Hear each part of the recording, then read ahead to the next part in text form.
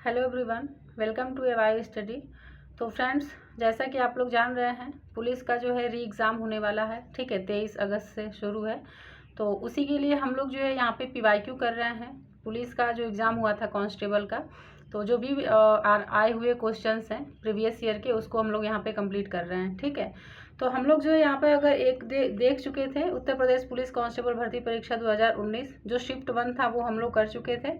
अभी जो है हम लोग शिफ्ट 2 करेंगे। ठीक है, और जो एग्ज़ाम डेट है इसकी 28/1/2019 को हुआ था एग्ज़ाम। तो शिफ्ट 2 का आज जो है क्वेश्चन देखते हैं। ये बहुत ही हेल्पफुल होगा आपके एग्ज़ाम के लिए, तो इसे जो है आप लोग अच्छे से ज़रूर देखें। ठीक है, तो पहला क्वेश्चन है, बैंगनी रंग के प्रकाश की तरंग दैर्ध्य लगभग होती है। तो इसका आंसर हो जाएगा 455 से लेकर के 390 nm तक होती है। ठीक है, 455 से लेकर 390 nm तक होती है। किसी माध्यम के कण द्वारा एक कंपन पूरा करने में जितनी दूरी तय करती है उसे तरंग दैर्ध्य कहते हैं। बैंगनी रंग के प्रकाश की जो तरंग दैर्ध्य है वो लगभग 455 से 390 nm यानी नैनोमीटर होती है। ठीक है, तो ध्यान रखना है, बैंगनी रंग का कितना होता है 455 से 390 नैनोमीटर, और बैंगनी रंग की तरंग दैर्ध्य सबसे कम, जबकि लाल रंग की तरंग दैर्ध्य सबसे अधिक होती है।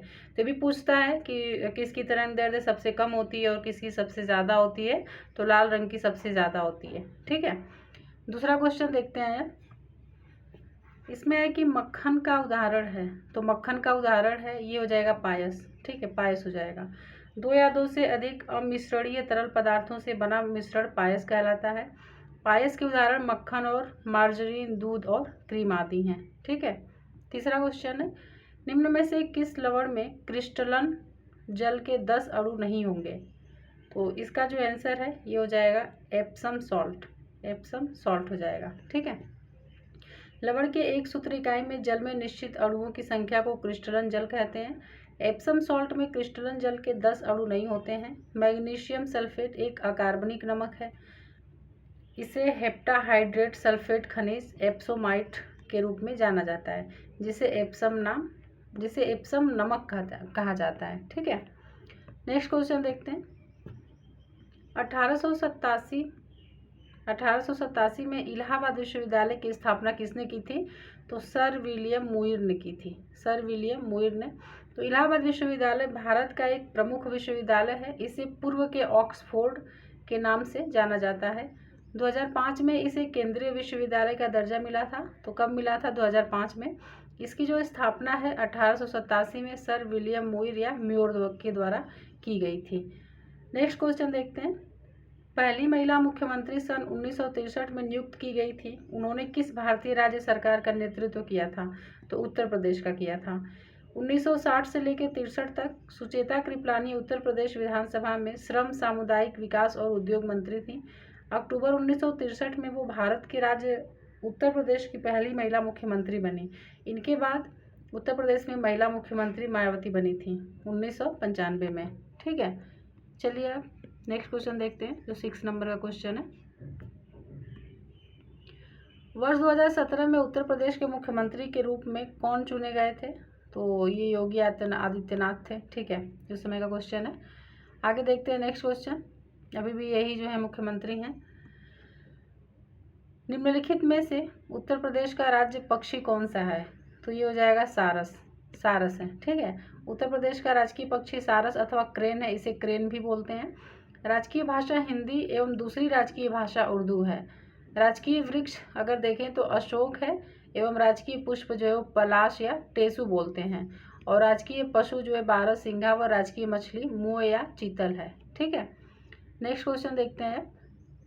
सन 1937 से 1950 तक उत्तर प्रदेश को किस नाम से जाना जाता था। तो संयुक्त प्रांत के नाम से जाना जाता था। ठीक है, 1937 से 1950 तक उत्तर प्रदेश को संयुक्त प्रांत नाम से जाना जाता था। 1950 में नए संविधान के लागू होने के साथ ही 24 जनवरी 1950 को इस संयुक्त प्रांत का नाम उत्तर प्रदेश रखा गया था।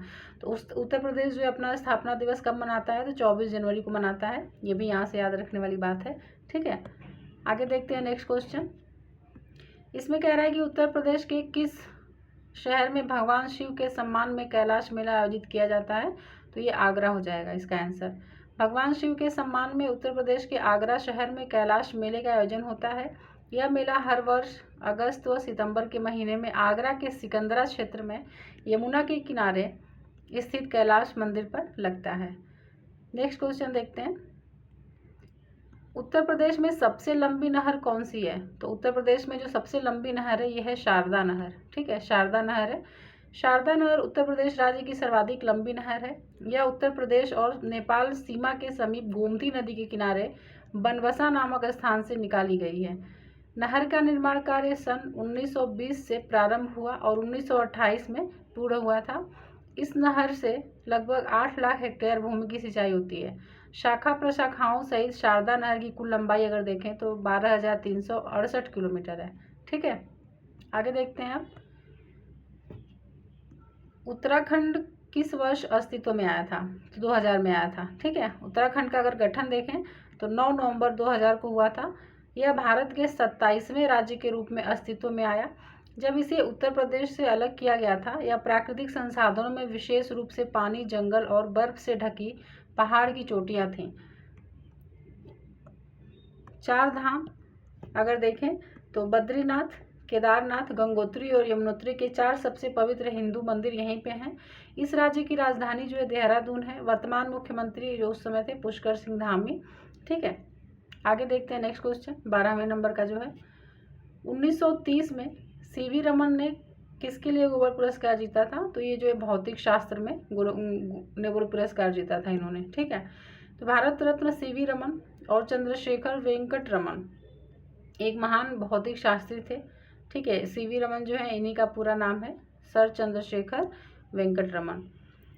ये जो एक महान भौतिक शास्त्री थे। प्रकाश प्रकीर्णन के क्षेत्र में उनके शोध की जब लाइट किसी पारदर्शी माध्यम से गुजरती है तब रिफ्लेक्टेड लाइट की वेवलेंथ कुछ बदल जाती है। इस प्रक्रिया को रमन प्रभाव के नाम से जाना जाता है तथा उन्होंने जो इसकी खोज की थी 28 फरवरी 1928 को की थी। इस खोज के लिए सन 1930 में उन्हें भौतिक के नोबेल पुरस्कार प्रदान किया गया। तो यहाँ पे ये भी ध्यान रखना है कि जो प्रकाश प्रकीर्णन का है, ये अगर पूछता है कि जो रमन प्रभाव है क्या है, तो प्रकाश प्रकीर्णन से संबंधित है। ठीक है, नेक्स्ट क्वेश्चन देखते हैं। विक्रम सेठ द्वारा लिखी गई कौन सी किताब एक कविता के रूप में 10 नीति कथाओं का संग्रह है? तो यह है बिस्टली टेल्स। बिस्टली टेल्स है। हरिवंश राय बच्चन द्वारा लिखी गई आखिरी कविता का नाम बताएं? तो यह है 1 नवंबर 1984। हरिवंश राय बच्चन की आखिरी कविता 1 नवंबर 1984 है, जो इंदिरा गांधी की हत्या पर आधारित थी। उनकी अन्य प्रमुख कृतियां देखें तो मधुशाला, मधुबाला, मधु कलश, मिलन यामिनी, प्रणय पत्रिका, निशा निमंत्रण, 2 चट्टानें आदि हैं। 15 नंबर का जो क्वेश्चन है 15 नंबर का, रक्त समूह प्रणाली की खोज किसने की थी? तो इसकी जो खोज है कार्ल लैंडस्टीनर ने की थी। ठीक है, रक्त समूह प्रणाली की खोज कार्ल लैंडस्टीनर ने की थी। ऑस्ट्रिया के जीव वैज्ञानिक तथा चिकित्सक थे। इनको सन 1930 में शरीर विज्ञान के लिए नोबेल पुरस्कार से सम्मानित किया गया। एक कंप्यूटर वर्म है जो औद्योगिक नियंत्रण प्रणाली को निशाना बनाता है। इसने 2007 में ईरान के परमाणु कार्यक्रम पर आक्रमण किया था। तो यहाँ पे हो जाएगा आंसर इसका स्टक्सनेट। ठीक है, यानी स्टक्सनेट जो है एक कंप्यूटर वर्म है जो औद्योगिक नियंत्रण प्रणाली को निशाना बनाता है। इसने 2007 में ईरान के परमाणु कार्यक्रम पर आक्रमण किया था। तो जो स्टक्सनेट जो है एक कंप्यूटर वर्म है, तो नाम ध्यान रखिएगा इसका क्या है, स्टक्सनेट। ठीक है, जो औद्योगिक नियंत्रण प्रणाली को निशाना बनाता है। नेक्स्ट क्वेश्चन देखते हैं। इसमें दिया हुआ है कि तमिलनाडु और श्रीलंका के मन्नार जिले के बीच मौजूद जल संधि को क्या कहा जाता है? तो यह है पाक जलडमरू मध्य। ठीक है, पाक जलडमरू मध्य जो भारत के तमिलनाडु राज्य और द्वीप राष्ट्र श्रीलंका के उत्तरी भाग के बीच स्थित एक महत्वपूर्ण जल संधि है। यह बंगाल की खाड़ी को पूर्वोत्तर में पाक खाड़ी और दक्षिण पश्चिम में मन्नार की खाड़ी के साथ जोड़ता है। पाक जलडमरू मध्य की चौड़ाई 53 से 80 किलोमीटर है तथा इसमें कई नदियां विसर्जित होती हैं, जिसमें तमिलनाडु की बैगई नदी प्रमुख है। नेक्स्ट क्वेश्चन देखते हैं।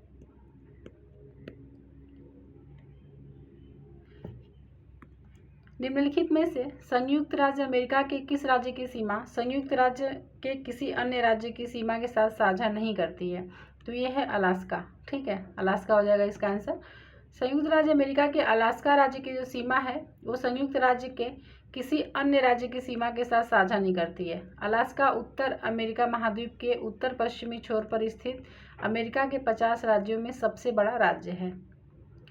दुनिया की तीसरी सबसे अधिक जनसंख्या वाला देश कौन सा है? तो संयुक्त राज्य अमेरिका। ठीक है, सब यहाँ पे हो गया। नेक्स्ट क्वेश्चन देखते हैं। निम्नलिखित में से कौन सा संयुक्त अरब अमीरात का हिस्सा नहीं है? तो इसका आंसर हो जाएगा मस्कट। ओमान की राजधानी जो है ये मस्कट है। यह ओमान का सबसे बड़ा शहर है। मस्कट संयुक्त अरब अमीरात देश का हिस्सा नहीं है, जबकि अबू धाबी, शारजाह, दुबई संयुक्त अरब अमीरात में स्थित है। निम्नलिखित में से कौन सा शहर बहरीन की राजधानी है? तो जो बहरीन की राजधानी है ये है मनामा। बहरीन की राजधानी मनामा है। तुर्की की राजधानी जो है अंकारा है, यहाँ पे दिया हुआ है अंकारा। और कतर की राजधानी दोहा है। और लेबनान की राजधानी कहाँ है? बेरूत है। ठीक है, नेक्स्ट क्वेश्चन देखते हैं। पहली महिला लोकसभा अध्यक्ष थी? तो यह है मीरा कुमार। मीरा कुमार जो है पहली महिला लोकसभा अध्यक्ष थी। ठीक है, नेक्स्ट क्वेश्चन देखते हैं। स्वतंत्रता संग्राम 1857 का सिपाही विद्रोह किस शहर में हुआ था? तो ये हो जाएगा बिहार में हुआ था। ठीक है, 19वीं शताब्दी में ब्रिटिश शासन के विरोध में भारतीयों के द्वारा जिस एक सर्वाधिक सशक्त विद्रोह को जन्म दिया गया वह 1857 का विद्रोह था। यह विद्रोह मेरठ से शुरू हुआ था और कानपुर, झांसी, आगरा, फैजाबाद, लखनऊ, दिल्ली, इलाहाबाद एवं गोरखपुर में हुआ था, जबकि गुजरात, कर्नाटक एवं पश्चिम बंगाल में नहीं हुआ था। तो प्रस्तुत विकल्पों में उचित विकल्प अगर देखें तो बिहार हो जाएगा। पारंपरिक अल्पाहार खांडवी किस भारतीय राज्य से संबंधित है? तो गुजरात से संबंधित है। भारतीय खाना अल्पाहार खांडवी जो है गुजराती व्यंजन है। गुजराती खाने में खांडवी खास तौर पर लोकप्रिय है। ठीक है, तो खांडवी जो है किससे संबंधित है? तो गुजरात से संबंधित है। 25 नंबर का जो क्वेश्चन है उसे देखते हैं। भारत के पहले हिंदी भाषा के अखबार का नाम बताएं जिसे पहली बार 30 मई 1826 को प्रकाशित किया गया था। तो यह है उदंत मार्तंड। भारतवर्ष में आधुनिक ढंग की पत्रकारिता का जन्म 18वीं शताब्दी के चतुर्थ चरण में कलकत्ता, मुंबई और मद्रास में हुआ।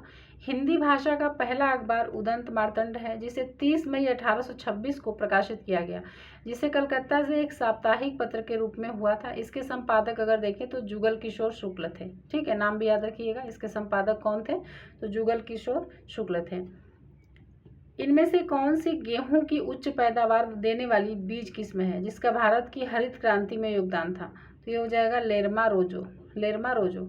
हरित क्रांति के फलस्वरूप देश के कृषि क्षेत्र में महत्वपूर्ण प्रगति हुई।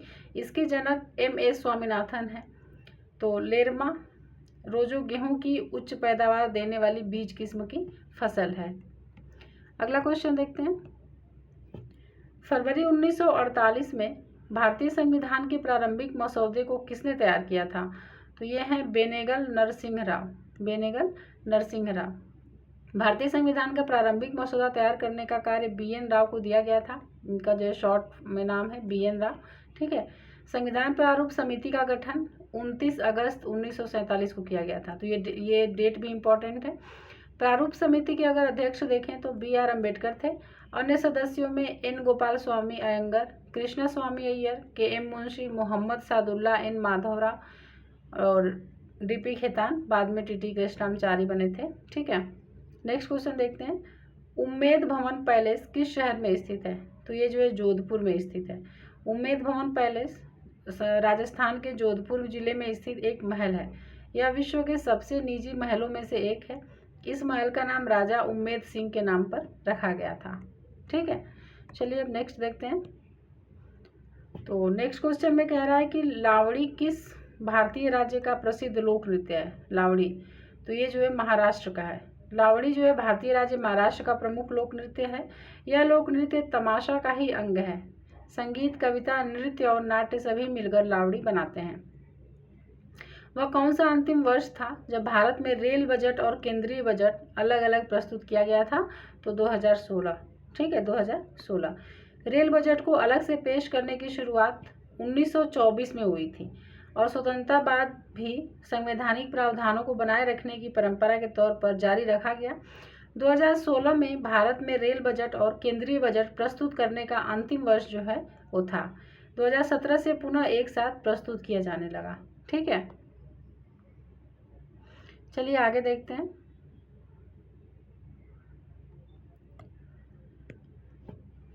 इसमें कह रहा है कि सन 1773 से 1785 तक वस्तुतः भारत के पहले गवर्नर जनरल कौन थे। तो भारत के पहले गवर्नर जनरल कौन थे ये बताना था। ठीक है, तो यहाँ पे आंसर हो जाएगा इसका, अगर देखें तो वारेन हेस्टिंग्स। ठीक है, वारेन हेस्टिंग्स हो जाएगा। इसका एक्सप्लेनेशन देखते हैं। भारत के गवर्नर जनरल 1858 से 1947 तक भारत के वायसराय और गवर्नर जनरल भारतीय उपमहाद्वीप पर ब्रिटिश राज का प्रधान पद था। 1773 से लेकर 1785 तक भारत के पहले गवर्नर जनरल जो है वारेन हेस्टिंग्स थे एवं अंतिम भारतीय गवर्नर जनरल सी राजगोपालाचारी थे। निवेश जानकारी और क्रेडिट रेटिंग एजेंसी ICRA का मुख्यालय कहाँ पे है, तो गुरुग्राम में है। ठीक है, ICRA एक भारतीय स्वतंत्र और क्रेडिट रेटिंग एजेंसी है। इसका मुख्यालय हरियाणा राज्य के गुरुग्राम में यानी कि गुड़गांव शहर में स्थित है। भारत सरकार ने निम्नलिखित में से किस द्वीप में पर्यटन को अवैध बना दिया है, तो यह है सेंटिनल द्वीप। सेंटिनल द्वीप पर्यटन देश में आर्थिक वृद्धि और रोजगार उत्पादन का एक साधन है। सेंटिनल द्वीप पर भारत सरकार ने पर्यटन को अवैध बना दिया। सेंटिनल द्वीप देखें अगर तो बंगाल की खाड़ी में स्थित अंडमान द्वीप समूह का एक द्वीप है। ठीक है, तो किसका द्वीप है, अंडमान निकोबार का द्वीप है। सितंबर 2018 में किस भारतीय राज्य के पहले नागरिक विमानपत्तन का उद्घाटन किया गया था, तो ये जो है उस समय ही करंट का क्वेश्चन है, तो ये जो है अभी रेलिवेंट नहीं है। ठीक है, इसको हटाते हैं। स्वतंत्र भारत के पहले रक्षा मंत्री थे, तो ये थे बलदेव सिंह। बलदेव सिंह स्वतंत्र भारत के पहले रक्षा मंत्री बलदेव सिंह थे। बलदेव सिंह भारत के स्वतंत्रता सेनानी एवं सिख नेता थे। वर्तमान में रक्षा मंत्री राजनाथ सिंह हैं। ठीक है, नेक्स्ट क्वेश्चन देखते हैं। सरदार वल्लभ भाई पटेल की स्टैच्यू ऑफ यूनिटी किस नदी पर स्थित एक द्वीप पर है, तो ये है नर्मदा नदी। सरदार वल्लभ भाई पटेल की प्रतिमा जिसे स्टैच्यू ऑफ यूनिटी के रूप में जाना जाता है गुजरात में नर्मदा नदी के किनारे स्थित है। सरदार वल्लभ भाई पटेल स्वतंत्र भारत के प्रथम गृह मंत्री तथा प्रथम उप प्रधानमंत्री थे। उनकी प्रतिमा दुनिया की सबसे ऊंची प्रतिमा है, 182 मीटर ऊंची है। ठीक है, यह सरदार सरोवर बांध के सामने नर्मदा नदी के तट पर स्थित है। पुष्प के किस हिस्से में पराग का उत्पादन होता है, तो ये पराग कोश में होता है। पराग कोश में, तो पुष्प के पराग कोश में पराग का उत्पादन होता है। प्रकृति में किसी फूल के परागकण उसी फूल से अथवा किसी अन्य पौधा पर स्थित फूल से आते हैं। अब अंतिम क्वेश्चन देखते हैं, जो लास्ट क्वेश्चन है। कौन सा जीवाणु अंडाकार या गोलाकार होता है, तो ये है कोकस। ठीक है, कोकाई या कोकस जो प्रकार के जीवाणु हैं ये अंडाकार या गोलाकार होते हैं, जैसे माइक्रोकोकस, स्ट्रेप्टोकोकस, लैक्टेस आदि। ठीक है, तो फ्रेंड्स ये जो है हम लोग जो सेकेंड शिफ्ट का एग्ज़ाम हुआ था उसके क्वेश्चंस को यहाँ पे कंप्लीट कर लिए हैं। अब इसके बाद जो हम लोग करेंगे क्वेश्चन देखेंगे, वो भी जो है उत्तर प्रदेश पुलिस कांस्टेबल भर्ती परीक्षा जो 2019 की हुई थी, तो इसको करेंगे। ठीक है, तो इसका जो एग्ज़ाम डेट है इसको देखते हैं, ये 27/1/2019 का है, शिफ्ट 1। तो अभी भी इसके जो है 2 वीडियो आएंगे, शिफ्ट 1 के और शिफ्ट 2 के। तो अभी 28 तारीख का करा दिया गया है, 28/1/2019 का। अभी जो है 27/1/2019 का होगा। ठीक है, पहले 27 का ही कराना चाहिए था, लेकिन चलिए कोई नहीं, पहले 28 का हो गया। तो इसको हम लोग जो है कल कंप्लीट करेंगे। ठीक है, तो चलिए फ्रेंड्स, अच्छे से आप लोग पढ़ते रहिए, रिवीजन करते रहिए, और ये जो PYQ है इसे आप लोग ज़रूर देखिएगा। आपके एग्ज़ाम के लिए इसमें से ज़रूर हेल्प मिलेगी, और क्वेश्चन कैसे आते हैं ये भी समझने का पता चलेगा। ठीक है, तो चलिए फिर मिलते हैं नेक्स्ट वीडियो में। वीडियो देखने के लिए धन्यवाद।